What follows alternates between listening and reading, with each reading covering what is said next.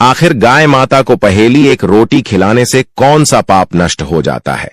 ओम नमः शिवाय। दोस्तों, क्या आप जानते हैं गाय माता को एक रोटी खिलाने से कौन सा फल मिलता है? आखिर गाय माता को एक रोटी खिलाने से हमारे कौन से पाप नष्ट हो जाते हैं? दोस्तों, हमारे हिंदू धर्म में गाय को माता कहा जाता है और गाय माता की पूजा भी की जाती है। इस ब्रह्मांड में गैल ये कैसे पशु है जिसकी पूजा आराधना और सेवा करने से गरीब व्यक्ति भी अमीर बन सकता है। गाय की पूजा करने से समस्त मनोकामनाएं तुरंत पूर्ण हो जाती हैं। दोस्तों, गाय माता के शरीर में कई कोटि देवी देवताओं का वास होता है। इस वजह से गाय माता की पूजा करने से हमें समस्त देवी देवताओं का आशीर्वाद एक साथ प्राप्त होता है। दोस्तों, आज हम आपको बताएंगे कि गाय माता को एक रोटी खिलाने से कौन सा फल मिलता है। गाय माता का वह कौन सा अंग है जिसे सिर्फ स्पर्श करने से ही व्यक्ति के सारे दुख दर्द दूर हो जाते हैं, और जो व्यक्ति गायों को दुख देता है उन्हें माता पिता है। उसे कौन सा दांत मिलता है और किस कारण गाय माता ने क्रोधित होकर समस्त स्त्रियों को श्राप दे दिया था, जिसे स्त्रियां आज भी भगत रही हैं। तो चलिए शुरू करते हैं। एक बार भगवान भोलेनाथ कैलाश पर्वत पर विराजमान थे। तभी अचानक से नारद जी नारायण नारायण का जाप करते हुए उनके पास आकर रुक जाते हैं और भगवान शिव जी को प्रणाम करते हैं। तो भगवान शिव देवासी नारद से कहते हैं, कहिए नारद जी, किस प्रयोजन से आना हुआ? तब देवर्षि नारद कहते हैं कि जगत के कर्ता धर्ता आपको त्रिकालदर्शी है। आपको तो मेरे आने का उद्देश्य पता ही है कि मैं आपके पास क्यों आया हूं, लेकिन आप फिर भी यह प्रश्न कर रहे हैं। तब भगवान भोलेनाथ कहते हैं कि देवर्षि नारद, हम आपकी दुविधा को समझते हैं। आप बिल्कुल निश्चित होकर हमसे अपने प्रश्नों को पूछिए। हम आपको आपके प्रश्नों का उत्तर अवश्य देंगे। तब देवर्षि नारद बोले, हे प्रभु, अभी अभी मैंने देखा कि कुछ लोग गौ माता की पूजा कर रहे थे, उन्हें रोटियां खिला रहे थे, उनकी सेवा कर रहे थे। मैं गाय को रोटी खिलाने का महत्व जानना चाहता हूं, और जो व्यक्ति गायों की सेवा करता है, उनकी पूजा करता है, उन्हें कौन सा फल मिलता है? वहीं दूसरी तरफ मैंने देखा कि कुछ लोग गाय माता पर अत्याचार कर रहे थे। उन्हें ऐसा करने पर कौन सा दंड मिलता है? और वह कौन सा ऐसा श्राप था जो गाय माता ने समस्त स्त्रियों को दिया था, जिसे कलयुग की समस्त स्त्रियां भोग रही हैं? मेरी यह जानने की तीव्र इच्छा हो रही है। तब भगवान शिव मुस्कुराते हुए देवर्षि नारद जी से कहते हैं, नारायण भट्ट नारायण जी, आपकी यह सभी प्रश्न बहुत ही महत्वपूर्ण है, और अपने इन सभी प्रश्नों को पूछकर पूरी ब्रह्मांड का उद्धार कर दिया है। लेकिन मैं आपको आपके इन प्रश्नों का उत्तर देने से पहले आपको एक अत्यंत ज्ञानवर्धक कहानी सुनना चाहता हूं। जो भी भक्ति कहानी को पूरा सुनता है उसके मैं 32 अपराध माफ करता हूं। दोस्तों, भगवान शिव जी कहते हैं, भारत के रायपुर शहर में गोपाल नाम का एक धनवान सेठ रहता था। वह प्रतिदिन ईश्वर की पूजा आराधना करता था। उसके जीवन में कोई दुख दर्द नहीं था। वह सुखपूर्वक अपने जीवन का निर्वहन कर रहा था। लेकिन कहते हैं ना कि बिना सुख और दुख का मनुष्य बिना जल के मछली के समान होता है। इसलिए मनुष्यों के जीवन में सुख के साथ दुख का आगमन होना ही चाहिए। उसे सेठ के साथ भी ऐसा ही कुछ हुआ था। उसके जीवन में सिर्फ एक ही दुख था कि उसको अभी तक संतान प्राप्ति का सुख नहीं मिला था। इस वजह से वह बहुत ही दुखी रहता था। उसने अपनी पत्नी को न जाने कितने वेदों और हकीम को दिखा दिया था, लेकिन उसे संतान की प्राप्ति नहीं हो रही थी। एक दिन गोपाल अपने किसी कार्य से किसी नगर की तरफ जा रहा था। तब उसने देखा कि एक तपस्वी महात्मा जी अपनी साधना में ली है। तब वह गोपाल महात्मा जी के पास रुक जाता है। कुछ देर ऐसे ही बैठने के बाद तपस्वी महात्मा जी अपनी आंखें खोलते हैं। तो वह गोपाल और महात्मा जी से कहता है कि मित्र, मैं अपने जीवन से बहुत ही परेशान हूं, कृपया आप मुझे इसका से निजात दिलाए। तब भी महात्मा जी उसे गोपाल नाम के से कहते हैं कि वह तुझे किस बात का कष्ट है? लगता नहीं है कि तुझे कोई कष्ट भी होगा। फिर गोपाल बड़े ही दुखी भाव से कहता है, मेरा कष्ट है कि मेरे विवाह को कई वर्ष हो चुके हैं, लेकिन अभी तक मुझे संतान की प्राप्ति नहीं हुई है। कृपया आप मुझे यह बताने का कष्ट करें कि मुझे संतान की प्राप्ति क्यों नहीं हो रही है, और आप कृपया करके मुझे संतान प्राप्ति का उपाय भी बताएं, जिसे करने के बाद मुझे संतान का सुख मिल सके। तब भी महात्मा जी अपनी अंतर्मन की शक्ति से उसे गोपाल नाम के सेठ के जीवन में घटित सभी घटनाओं को देख लेते हैं और क्रोध में उसे कहते हैं, अरे मूर्ख मानव, तूने घोर पाप किया है, क्या तुझे याद नहीं? एक बार जब तू किसी नजर को जा रहा था, तब एक वृक्ष के नीचे एक गाय अपने बछड़े के पास भूख प्यास से तड़प रही थी। तब तक भोलेनाथ को उसे गाय को भोजन करवाया और ना ही तूने उसे गाय को प्रणाम किया था। उसे गाय ने तुझे सहायता भी मांगी थी, लेकिन तूने उसे गाय माता की पुकार को सुनकर भी नजरअंदाज कर दिया था और तेरी इसी उद्यमिता को देखकर उसे गाय ने तुझे संतान न होने का श्राप दे दिया था। यह मानव जो भी व्यक्ति गाय माता को कष्ट में देखकर उनकी सहायता नहीं करता है, उसे व्यक्ति को घोर पाप लगता है। दोस्तों, भगवान शिव देवासी नारद से कहते हैं कि देवर्षि नारद जी, इस प्रकार उन महात्मा जी ने उसे गोपाल नाम के सेठ को उसके पापों के बारे में बता दिया। तब वह सेठ रोते हुए कहता है कि भगवान, मुझे इतना बड़ा पाप कैसे हो गया? मुझे अपने आप से घृणा हो रही है। मेरी वजह से उसे गई और उसके बछड़े को इतना दुख सहना पड़ा। फिर वह गोपाल नाम का सेठ उन महात्मा जी से कहता है कि गुरुदेव, मैं अपने इस पाप का पक्ष करना चाहता हूं। मैं जानता हूं कि मेरा अपराध क्षमा योग्य नहीं है, लेकिन फिर भी मैं अपनी स्वतंत्रता का प्रायश्चित करना चाहता हूं। कृपया करके आप मुझे इसका कोई उपाय बताएं जिसे करने के बाद मुझे मेरे पापों से मुक्ति मिल सके। फिर मैं महात्मा जी उसे गोपाल नाम के सेठ से कहते हैं कि गोपाल, तुम दुखी मत हो। इसका उपाय यह है कि तुम मेरे आश्रम के समीप रहने वाली कालिंदी नाम की गाय की सेवा करो, उसकी पूजा आराधना करो। वह तुमको अवश्य ही पुत्र का आशीर्वाद देंगे। फिर वे महात्मा जी गोपाल को एक मंत्र जाप करने के लिए कहते हैं और कहते हैं कि तुम्हें इस मंत्र का जाप करना है।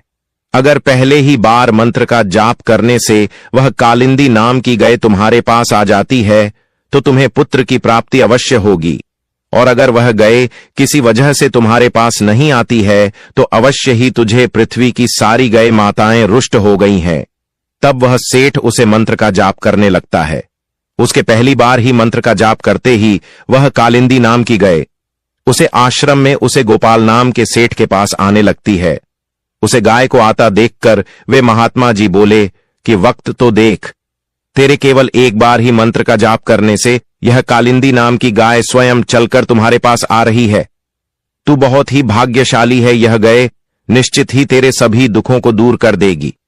तू इस कालिंदी नाम की गाय को वन में चलकर इसकी सेवा करना, जंगल में रहने वाले हिंसक पशुओं से इसकी रक्षा करना और अपनी पत्नी से भी कह देना कि वह भी इस कालिंदी नाम की गाय की सेवा करें, इसकी पूजा आराधना करें, जिससे प्रसन्न होकर यह गाय तुझे संतान प्राप्ति का आशीर्वाद प्रदान करें।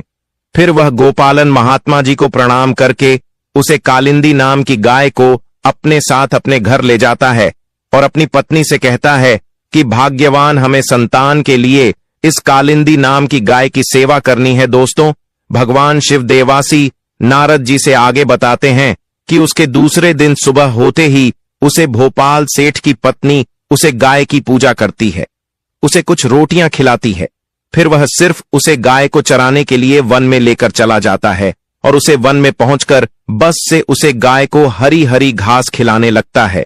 और जब वह कालिंदी नाम की गाय किसी वृक्ष के नीचे विश्राम करने के लिए बैठे हैं, तो वह सेठ भी उसके साथ बैठ जाता है और विश्राम करने लगता है। फिर वह गोपाल नाम का सेज उसे गाय के शरीर पर बैठी हुई मच्छर मक्खियों को हटाने लगता है और अपने हाथों से उसके मस्तक को सहलाने लगता है। इस प्रकार से उसे सेठ को उसे गाय की सेवा करते हुए जब शाम हो जाती है, तो गोपाल उसे गाय के साथ अपने घर लौट आता है। घर पहुंचते ही वह गाय जब अपनी पूंछ से धूल उड़ती है, तो गोपाल का घर पवित्र हो जाता है और उसके सभी पाप नष्ट हो जाते हैं। शेर गोपाल की पत्नी उसकी विधि पूर्वक पूजा आराधना करती है और उसके चरणों में कई बार मस्तक झुकती है। फिर उसे कालिंदी नाम की गाय से प्रार्थना करती है और हाथ जोड़कर वह उसके आगे खड़ी हो जाती है। फिर वह गाय उसे भोपाल सेठ की पत्नी की पूजा को स्वीकार कर लेती है और गोपाल की पत्नी पर अपनी दृष्टि डालकर उसके सभी दोस्त समाप्त कर देती है। गाय की दृष्टि पड़ते ही उसे सेठ की पत्नी पवित्र हो जाती है। इस प्रकार से उसे गोपाल सेठ को उसे कालिंदी नाम की गाय की सेवा करते हुए 28 दिन बीत जाते हैं। फिर 29वें दिन जब भोपाल उसे गाय को लेकर वन में चला जाता है और उसे वन में पहुंचकर वह गए वन के बीच में चली जाती है, जहां पर कई सारे पेड़ पौधे, झाड़ियां और बड़ी बड़ी घास थी। पीछे छिपकर घास करने लगती है। इतने में ही एक शेर पीछे से आकर उसे कालिंदी नाम की गाय को बलपूर्वक दबोच लेता है। गोपाल को शहर के आने की आहट तक नहीं होती है। उसे शेर की कसकर दबोचा होने के कारण वह कालिंदी गाय दर्द भरे स्वर में जोर से बोलने लगती है कि सेठ मेरी रक्षा करो, सेठ मेरी रक्षा करो। और जैसे ही गोपाल उसे गाय की आवाज सुनता है, वैसे ही वह दौड़ता हुआ उसे गाय के पास पहुंच जाता है और वह देखता है कि एक खूंखार शेर ने कालिंदी नाम की गाय को बलपूर्वक दबोच रखा है। इस वजह से उसे गाय की आंखों से आंसुओं की धारा बन रही है। तो गोपाल बहुत ही दुखी हो जाता है और एक हाथ में डंडा उठा लेता है। दोस्तों, भगवान शिव जी कहते हैं कि देवर्षि नारद जी जब गोपाल डंडा उठना है, उसे समय वह शेर की तरफ नहीं देख रहा होता है, लेकिन इस समय जब शेर की तरफ देखा है तो उसे शेर की दृष्टि पड़ते ही डर के मारे गोपाल का शरीर कांपने लगता है। उसकी सारी शक्ति जिम हो जाती है। फिर वह शेर गोपाल से उसकी सारी शक्तिहीन हो जाती है। फिर वह शेर गोपाल से ऊंची आवाज में कहने लगता है कि मेरे ऊपर प्रहार करना तुम्हारी बस की बात नहीं है, क्योंकि भगवान शिव मेरी ही पीठ पर पैर रखकर नदी पर बैठते हैं। इसलिए तू मुझे करने की चेष्टा मत कर और यहां से लौट जा। शायद ईश्वर ने इस गाय को भोजन के रूप में मुझे भेज दिया है, इसलिए तुम मुझे परेशान मत करो। तुम अपनी जान बचाकर तुरंत यहां से निकल जाओ। फिर गोपाल उसे शहर से कहता है, कृपया आप इस गाय को ना मारे। एक बहुत ही तपस्वी महात्मा जी ने मुझे मेरे सभी मनोरथों को पूर्ण करने के लिए दी है। कृपया आप इसकी हत्या न करें, क्योंकि इसकी हत्या करने पर तुम्हें मां बाप लगेगा और इसका एक छोटा बछड़ा भी है जो घर पर रिश्ता इंतजार कर रहा है। महात्मा जी ने मुझे इस गाय की रक्षा और सेवा करने का आदेश दिया है। मैं इस गाय को छोड़कर नहीं जा सकता। तुम भगवान शिव के सेवक हो, इसलिए तुम्हारे हाथ से इस गाय को छुड़ाया मेरे लिए संभव है। इसलिए ही मृगराज, मेरी आपसे विनती है कि आप इस गाय को छोड़ दीजिए। इसके बदले में मैं आपको अपना पूरा शरीर समर्पित करता हूं। आप मुझे खाकर अपनी भूख शांत कर लीजिए। इससे उन महात्मा जी के आदेश का पालन भी हो जाएगा, मेरे द्वारा गाय की रक्षा भी हो जाएगी। साथ ही साथ गाय माता की रक्षा के लिए प्राण त्यागने से मुझे स्वर्ग की प्राप्ति हो जाएगी। इतना कहकर गोपाल उसे शहर के सामने हाथ जोड़कर और आंखें बंद करके बैठ जाता है। फिर अचानक से गोपाल के कानों में एक स्वर सुनाई देने लगता है कि यह पुत्र पूछो, मैं तुम्हारी सेवा से बहुत ही प्रसन्न हूं। यह सुनकर गोपाल उठकर खड़ा हो जाता है और वह अपने सामने उसे गाय को देखा है और मन में सोते हुए कहता है, वह शेर कहीं दिखाई नहीं दे रहा है जिसने आपको बलपूर्वक दबोच रखा था। तब वह कालिंदी नाम की गाय गोपाल से खाने लगती है, पुत्र, मैं ही अपनी माया से शहर का रूप धारण कर लिया था। मैं तुम्हारी परीक्षा लेना चाहती थी। मैं देखना चाहती थी कि संकट पड़ने पर तुम अपने प्राण बचाते हो या फिर मेरे। यह मैं कैसे किया, यह तो यमराज भी नहीं जान सकते हैं, लेकिन तुम मेरी परीक्षा में सफल हो गए। तुम मेरे प्राणों की रक्षा के लिए अपने प्राण संकट में डालने के लिए तैयार हो गए थे, इसलिए मैं तुम पर बहुत प्रसन्न हूं। अब तुम कहो, तुम्हें कौन सा वरदान चाहिए? मैं अवश्य ही तुम्हारी मनोकामना को पूर्ण करूंगी। वह गोपाल नाम का सेठ कहता है कि गौ माता, मेरी केवल एक मनोकामना यह है कि कृपया आप मुझे संतान प्राप्ति का सुख प्रदान कीजिए। फिर कालिंदी नाम की गाय ने कहा कि पुत्र, तुम एक पत्ते के धोने में मेरा दूध लेकर अपनी पत्नी के साथ ग्रहण करो। इससे तुम्हें धर्म का पालन करने वाली संतान की प्राप्ति होगी। वह गोपाल नाम का सीट कहने लगा है कि गौ माता, मैं आपके मधुर वचनों को सुनकर बहुत ही मुकद्दर हो चुका हूं। अब आप मेरे साथ मेरे घर चलिए। मैं आपकी पूजा करके आपको भोजन करता हूं और सभी प्रकार के अनुष्ठानों को पूरा करके आपके अमृत समान दुखता पान करता हूं। उसके बाद वह गोपाल नाम का सेठ उसे गाय को अपने साथ लेकर अपने घर चला जाता है। घर पहुंचने पर उसे सेठ की पत्नी उसे गाय की पूजा पाठ करने लगती है। तब उसे गाय ने गोपाल की पत्नी से कहा कि पुत्री, तुम मेरी पीठ को स्पर्श करो, इससे तुमको अत्यंत गुणवान धर्म का पालन करने वाली संतान की प्राप्ति होगी। फिर उसे सेठ की पत्नी ने गाय की पीठ को स्पर्श किया, गोपाल और उसकी पत्नी उसे गाय की विधिपूर्वक पूजा आराधना करते हैं और उसे गाय माता के अमृत के समान दूध को प्रसाद समझकर ग्रहण करते हैं।